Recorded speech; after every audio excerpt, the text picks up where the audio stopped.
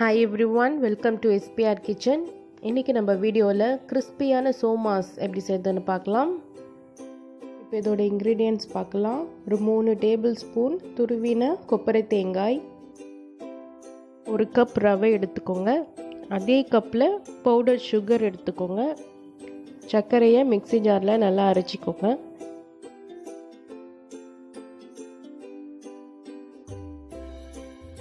2 table spoon பாதாம் முந்திரி சின்னதாக கட் பண்ணி வச்சுக்கோங்க. 3 டேபிள் ஸ்பூன் வேர்க்கடலையை மிக்ஸி ஜாரில் பல்ஸில் அரைச்சிக்கோங்க. வேர்க்கடலை பவுடர் ஆகக்கூடாது. 3 டேபிள் ஸ்பூன் பொட்டுக்கடலையை பவுடர் பண்ணிக்கோங்க. அப்புறம் ஏலக்காய் பவுடர் 1 டேபிள் ஸ்பூன்.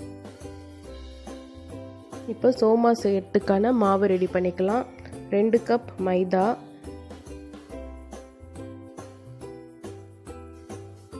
நெக்ஸ்ட் எந்த கப்பில் மைதா எடுத்தீங்களோ அதே கப்பில் 1/2 கப் ரவை சேர்த்துக்கோங்க. ஒரு 1/2 டீஸ்பூன் உப்பு சேர்த்துட்டு நல்லா மிக்ஸ் பண்ணிக்கோங்க.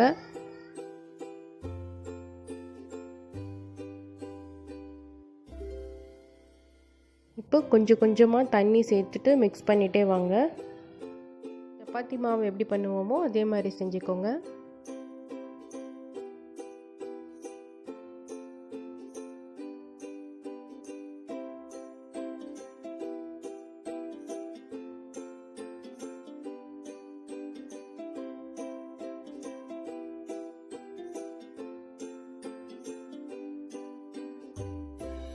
அப்புறம் 1 டேபிள் ஸ்பூன் நெய் விட்டுட்டு நல்லா சாஃப்டாக மாவு பிசைஞ்சு வச்சுக்கலாம்.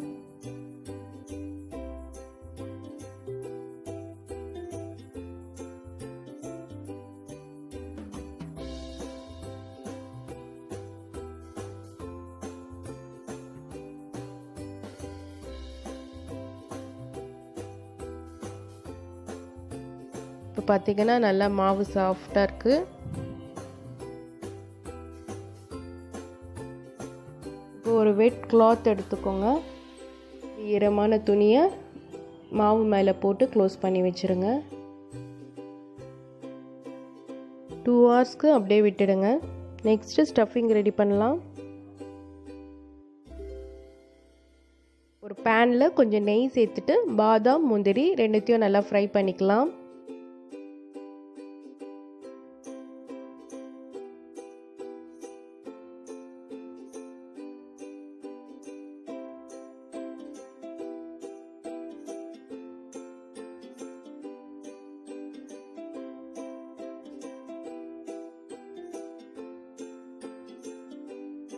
இப்போ இதை தனியாக ஒரு பவுலில் எடுத்து வச்சுக்கோங்க. நெக்ஸ்ட் அதே பேனில் கொஞ்சம் நெய் விட்டுட்டு ரவையை நல்லா வறுக்க போகிறோம். எப்போவுமே ரவை வறுக்கும் போது மீடியம் டு லோ ஃப்ளேம் வச்சு தான் வறுக்கணும்.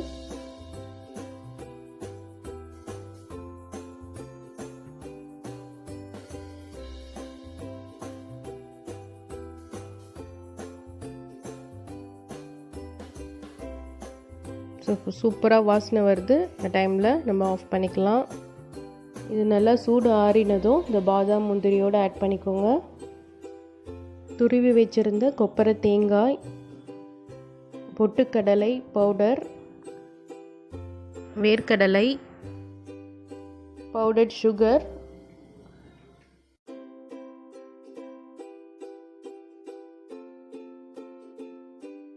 ஏலக்காய் பவுடர். இப்போ இது எல்லாத்தையும் சேர்த்துட்டு நல்லா மிக்ஸ் பண்ணிக்கோங்க.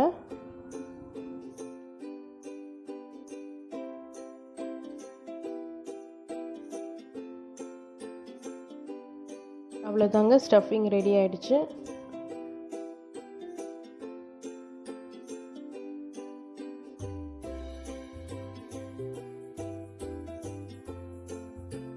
இப்போ 2 ஹவர்ஸ்க்கு அப்புறம் நம்ம சோமா செய்ய ஆரம்பிச்சிடலாம். உங்களுக்கு எந்த சைஸில் சோமாஸ் வேணுமோ அதுக்கேற்ற மாதிரி பால்ஸ் பண்ணி வச்சுக்கோங்க.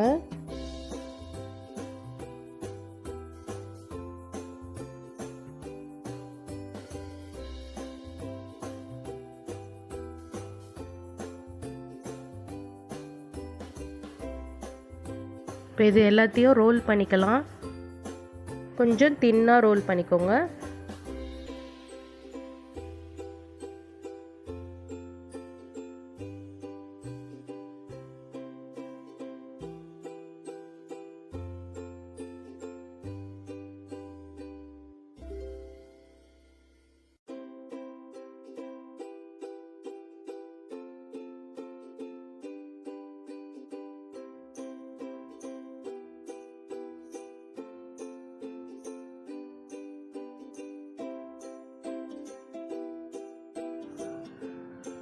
நெக்ஸ்ட் இதுக்குள்ளே ஸ்டஃபிங் ஆட் பண்ணிக்கோங்க.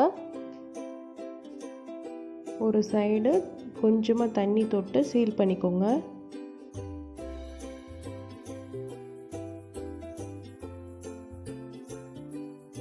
இதை க்ளோஸ் பண்ணி சீல் பண்ணிக்கலாம்.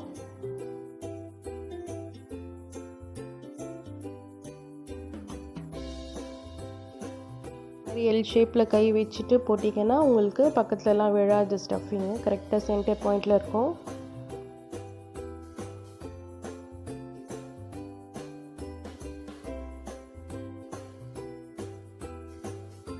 சோமாஸ் பண்ணுறதுக்கான அச்சுன்னு தனியாக கடையில் விற்கிறாங்க. உங்ககிட்ட இருந்தால் அதை யூஸ் பண்ணி கூட ஸ்டஃப் பண்ணிக்கோங்க.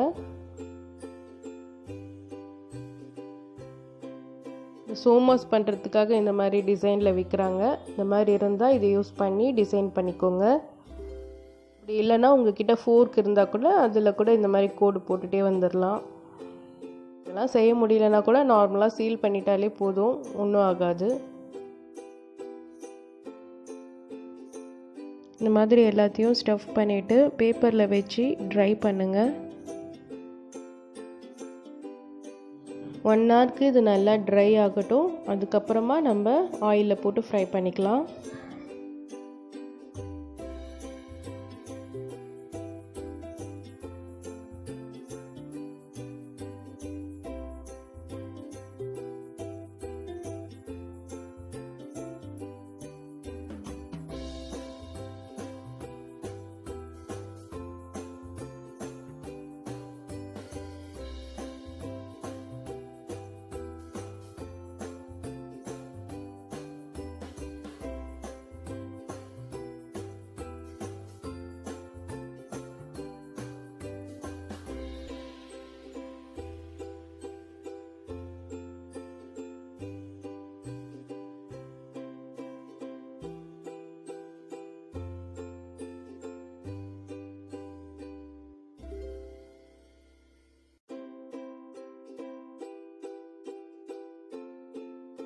ஒரு பேனில் எண்ணெய் விட்டுக்கோங்க. நெக்ஸ்ட்டு எண்ணெய் சூடானதும் நம்ம ஸ்டஃப் பண்ணி ட்ரை பண்ணி வச்சுருந்த சோமாஸை ஃப்ரை பண்ணி எடுத்துக்கலாம்.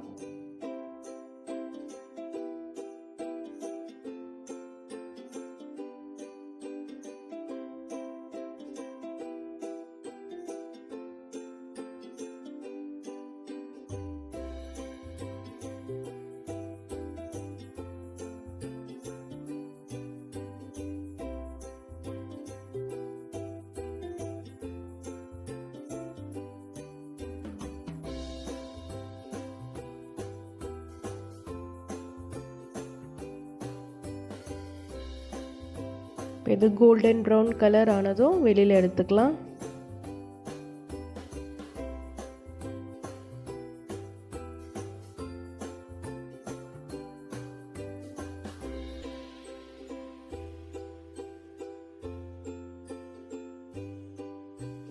அவ்வளோதான், சோமாஸ் ரெடி ஆகிடுச்சு. இப்போ நான் சொன்ன அளவில் ஒரு 25லேருந்து 30 சோமாஸ் வரைக்கும் பண்ணலாம். நீங்களும் வீட்டில் ட்ரை பண்ணி பாருங்கள். வீடியோ பிடிச்சிருந்தா சப்ஸ்கிரைப் பண்ணிக்கோங்க. தேங்க்ஸ் ஃபார் வாட்சிங்.